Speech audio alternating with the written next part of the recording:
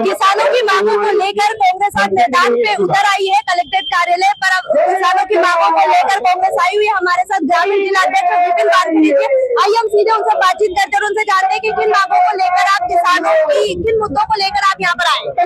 मध्य प्रदेश की सरकार ने किसान भाइयों को सिर्फ और सिर्फ ठगने का काम किया है। आज किसानों को फसल का उचित दाम नहीं मिल रहा है, फसल की खरीदी नहीं हो रही है, बोनस का पैसा बराबर नहीं मिल रहा है, जो फसल नष्ट हुई उसका मुआवजा नहीं मिल रहा है, जिन भूमि का अधिग्रहण किया गया है उसका मुआवजा नहीं मिल रहा है, बल्लई शुगर फैक्ट्री में किसानों की जमीन को सरकार खा गई। ऐसे विभिन्न मुद्दे हैं जिनको लेकर के आज का हमारा आंदोलन है और हमारी मांग है कि किसान भाइयों की सभी समस्याओं का निराकरण होना चाहिए, किसान भाइयों की सभी समस्याएं, सभी मांगे पूरी होना चाहिए।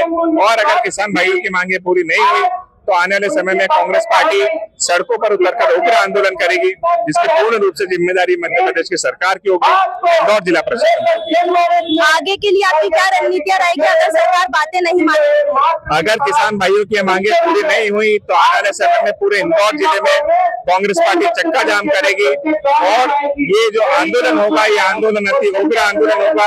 ऐसा दृश्य इंदौर में पहले कभी नहीं देखा गया होगा। इसीलिए हमारी मांग है कि सरकार को किसान भाइयों की मांगे पूरी करनी चाहिए, अन्यथा आने वाले समय में जो भी परिस्थिति बनी उसकी जिम्मेदारी मध्य प्रदेश की सरकार और इंदौर जिला प्रशासन खुद होंगे।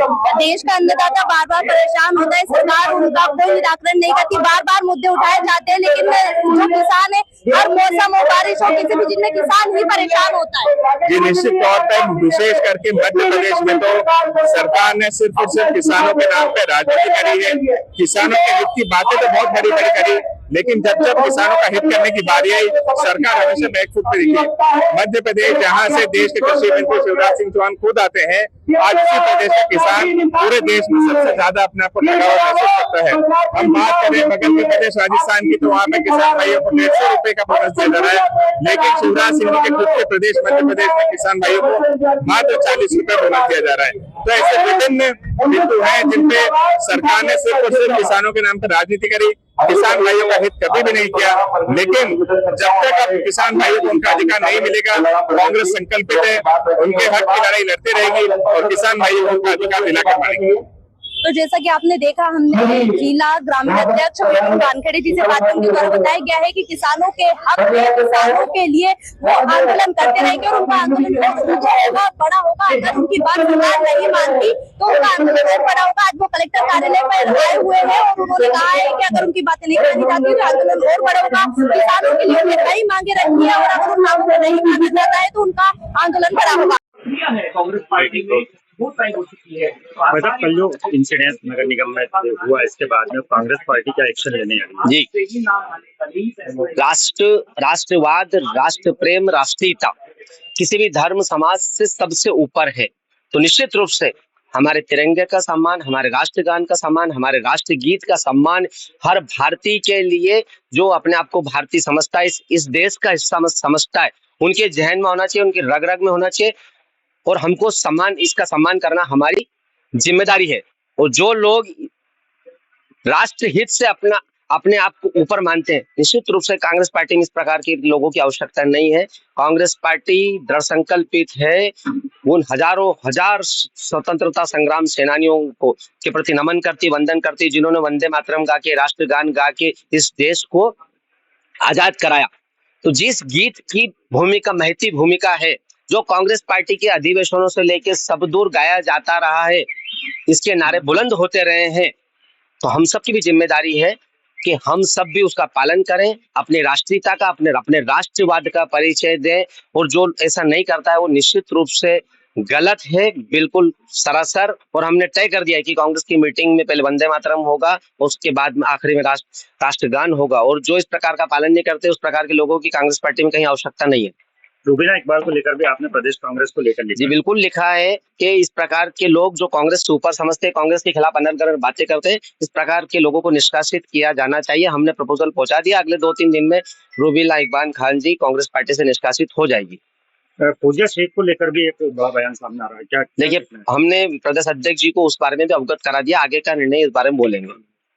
के मिश्रा जी और अमीनुल सूरी जो है अलग अलग बातें कह रहे हैं, ट्वीट कर रहे हैं, वो आपके खिलाफ भी कह रहे हैं कि आपने जो बयान दिया वो अनर्गल बयान है, पार्टी के गाइडलाइन के।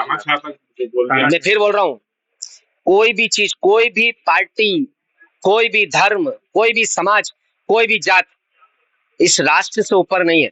तो सबसे पहले अगर कांग्रेस पार्टी के लिए कोई है तो वो है राष्ट्रवाद। जो नहीं समझते हैं, मुझे लगता है ना समझ है, तो इस प्रकार की बातें कर रहे हैं और कांग्रेस को नुकसान पहुंचाने की कोशिश कर रहे हैं। ये है कि आप अपने अपने गांव में ज्यादा से ज्यादा, चलो ये एक प्रदर्शन हुआ, इसके बाद और भी प्रदर्शन होंगे। सारी बातें तो सब कर ही ली है कि इनकी क्या क्या नीतियां हैं, इनकी गेहूं तो 2 महीने पहले से मुक्ति है कि ये कल भी अगर जो कांटे चालू करेंगे तो सिर्फ 10 कांटे में से 1 कांटा चालू हो रहा है, 9 कांटे फिर भी बंद है। उसके बावजूद ये लोग कोई किसी दिन बारदान नहीं आए। अगली कड़ी में मैं जगमोहन जी से निवेदन करता हूं, अपनी बात रखें। जय जवान जय किसान। हमारे ब्लॉक कांग्रेस समिति के अध्यक्ष दिनेश पटेल जी से रोज गुजर की बात है। उसके बाद आदरणीय हमारे दिनेश पटेल जी बोलेंगे, उसके बाद हमारे के अध्यक्ष आदरणीय अशोक सिंह जी अपनी बात रखेंगे। आदरणीय दिनेश पटेल जी से निवेदन करते हैं अपनी बात रखें। रोज गुजर जी तैयार हो रही है सभी के मंडल में।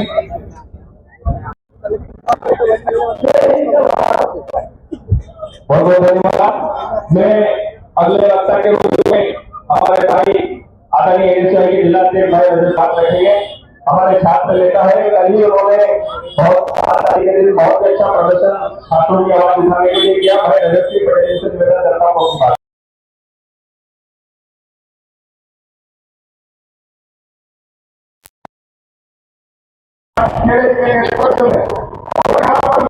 उसके बाद विजेंद्र सिंह चौहान जी, हमारे महू के नेता आदरणीय विजेंद्र सिंह चौहान जी से निवेदन है कि वो अपनी बात रखें। विजेंद्र सिंह चौहान जी। दीदी रीता डागरे जी अपनी बात रखेगी। जय जवान जय जवान जागेगा, क्योंकि शासन प्रशासन गूंगा और बहरा है, इन्हें जगाना जरूरी है। और मैं आप सबसे वादा करती हूँ कि जब तक आपकी किसान भाइयों की लड़ाई लड़ी जाएगी। जय हिंद, जय भारत, वंदे मातरम। कांग्रेस पार्टी जय जवान जय जवान, जय हिंद, जय भारत। बोलो भारत माता की जय। जवान जय जवान जय जवान। अब मैं अगली कड़ी में हमारे बादलों की ओर से प्यारे सूरज निकलने वाला है। सूरज के साथ राजू टाइम्स के लिए मैं